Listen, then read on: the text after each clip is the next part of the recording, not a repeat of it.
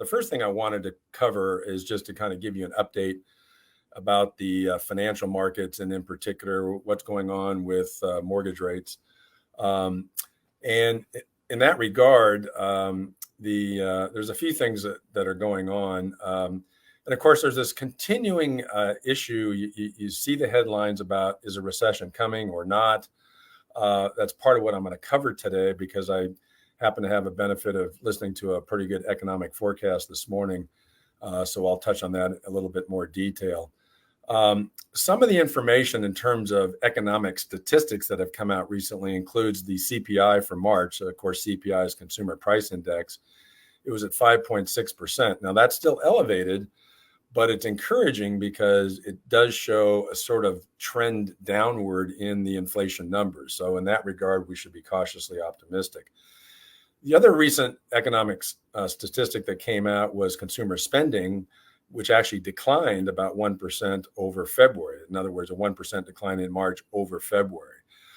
So now both of those, the inflation still being somewhat high, a decline in consumer spending, would seem to argue for the possibility that recession is still on its way. But I've got some information that I'll share with you here just momentarily that may suggest otherwise. Because of the fact that the CPI was a little bit better than expected, and with this decline in consumer spending, there's more talk in the financial markets that the Fed at their next meeting in May may either hold steady and not raise the Fed funds rate further, or if they do, they may only do that by another 0.25%. Now, remember, of course, now we're at an 8% prime rate, which of course is directly tied to the Fed funds rate. So whether that actually happens or not, don't know yet, but we'll know in early May. But I think the overall point there is that the Fed does seem to be slowing in terms of their efforts to keep raising the Fed funds rate to combat the inflation numbers. Now, in regard to, and I talk about this all the time, if you're not in the business already and you want to kind of just read the trends of where mortgage rates are going, the best thing to look at, as I'm always mentioning, 10-year Treasury bond yield. Right now, it's about 3.54%. Now, that's a little bit high from, or elevated from, the low we saw recently of 3.40%, but not by much, obviously, about 14 basis points.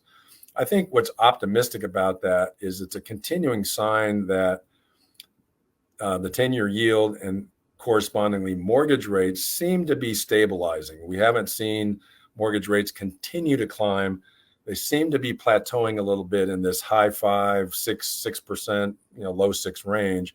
And I think we should take some encouragement out of that. So I think the worst is over in terms of rates continuing to climb. So you should keep that in mind if you're looking to get into the market to buy a home. And then the next point is, I mentioned earlier, I happened to have the opportunity to see a presentation this morning, an economic forecast for both California as well as here locally in the Coachella Valley.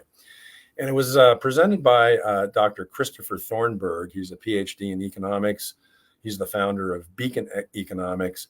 And he made an interesting declaration. He essentially declared that a recession is highly unlikely in the next. And saying that, he pointed out a few things that I think would be helpful for all of you to be aware of. And one point he made was that inflation and higher mortgage rates are due to excessive stimulus, which of course occurred during the pandemic when the Fed pumped a whole bunch of money into the money supply because of the pandemic. But beyond that, Dr. Thornburg pointed out there's really no major structural imbalances in the economy currently. And in other words, the economy is actually doing pretty well.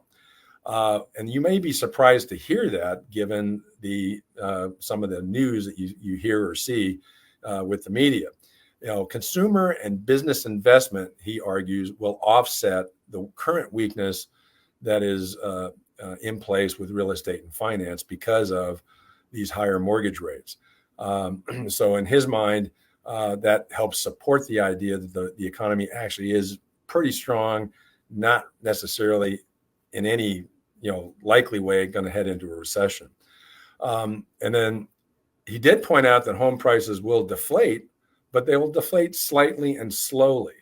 but fundamentally, the housing markets will remain sound. And of course, think of it this way, as we've talked about, most homeowners out there have very low mortgage rates, and they have now quite a bit of equity. Now, that's different than the Great Recession of 2008.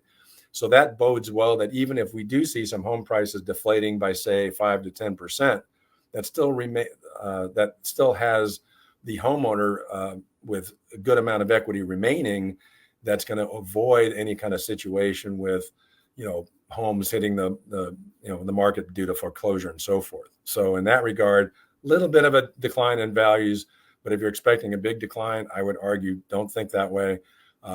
So again, if you're looking to buy a home soon, you shouldn't wait for lower prices. I think you should get into the game now.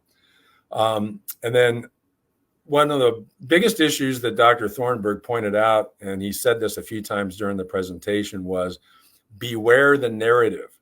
His point being that in the media, both written, on social media, the local, newscasts, et cetera, lots and lots and lots of negative news about the economy. When, of course, what he did in this presentation was point out all these stats that suggested completely the opposite. The economy is actually fundamentally pretty sound, which is, again, why he's predicting that there will not be a recession over the next couple of years. So his kind of parting recommendation was there's going to be an ongoing gap between the narrative and reality. And so beware that narrative and try to focus on the reality. And if you do, then you're going to find that things are actually a lot better than the media would lead you to believe. So given all this, mortgage rates, again, are still hovering in the conforming loans in the high 5s, 6% range. Government loans like FHA, VA are still in the mid 5s. So all in all, that's pretty good. And so as a consequence, don't be too worried about rates going forward and getting a lot worse. I don't think you're going to see that happen.